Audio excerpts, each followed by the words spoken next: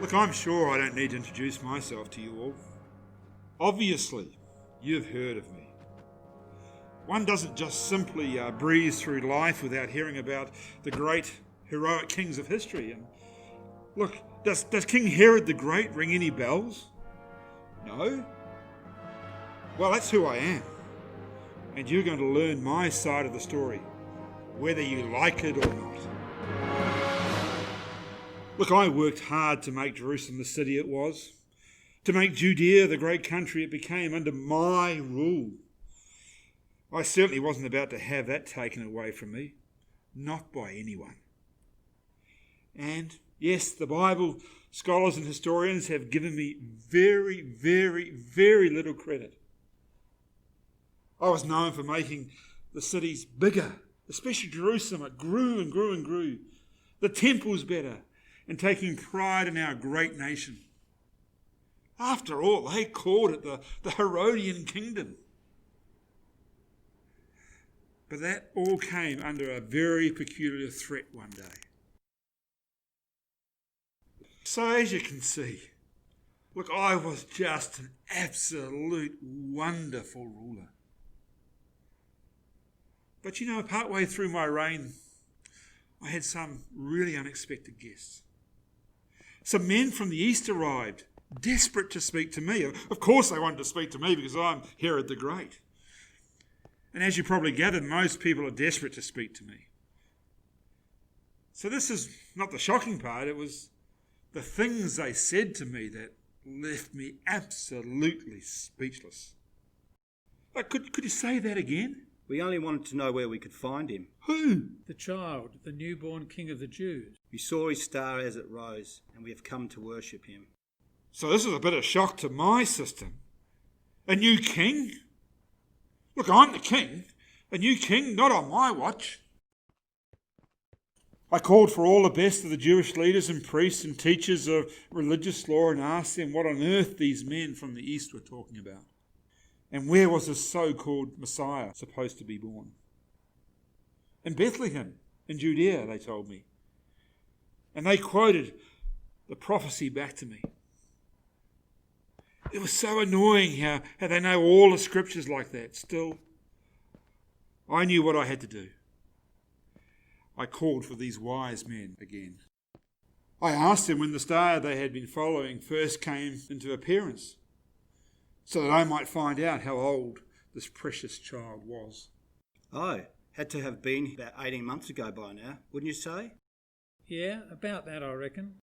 Very good. Now, you know what I want you to do? I want you to go to Bethlehem and search very carefully for this child. And when you find him, come back and tell me. Because you know what? I want to go and worship him too. Yep, no worries. Sounds good. Catch you then. Of course, I didn't really want to go and worship this new Messiah.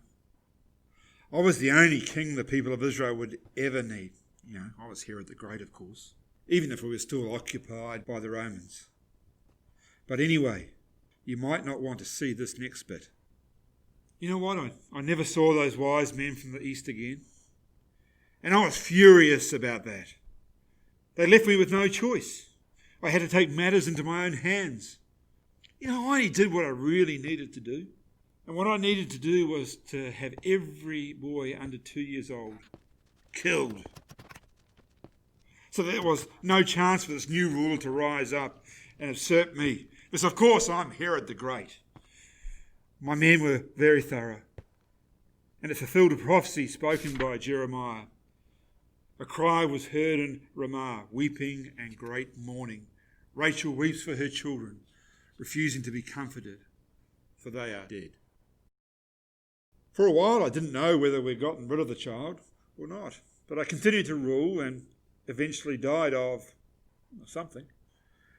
And that Jewish Messiah never really rose up and took my crown, so I guess I won.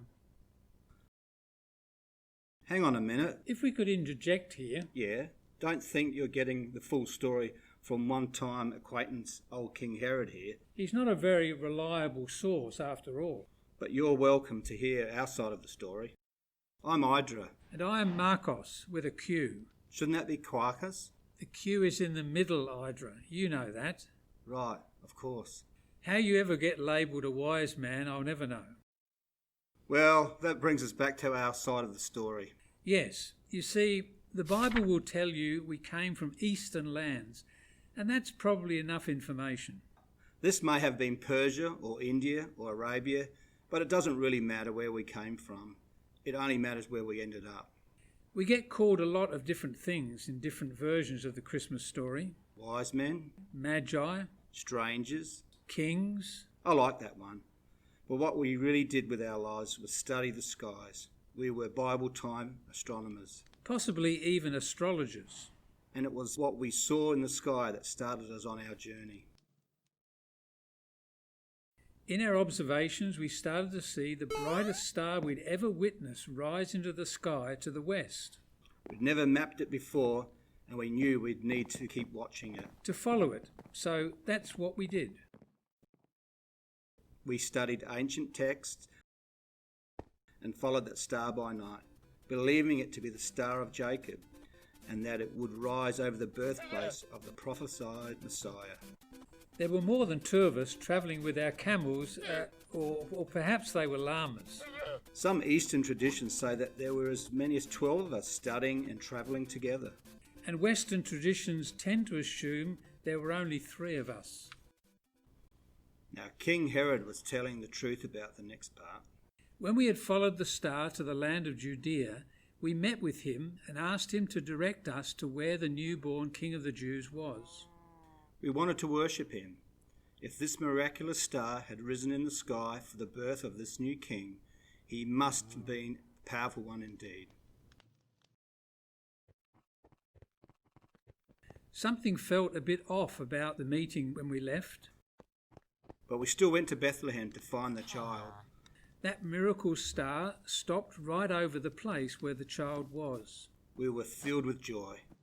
Some Christmas narratives depict us, the Magi, showing up the very night Jesus was born.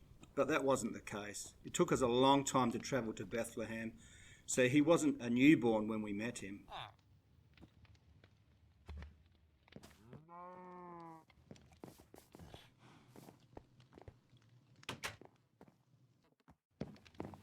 We saw the child with his mother, and we bowed down and worshipped him.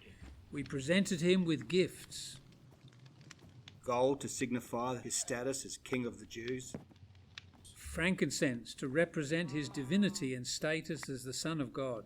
And myrrh to signify his mortality. Bit of a weird gift for a baby, isn't it? An embalming spice. Well, yes, but it was important to remember that he wasn't just fully God, but fully human too.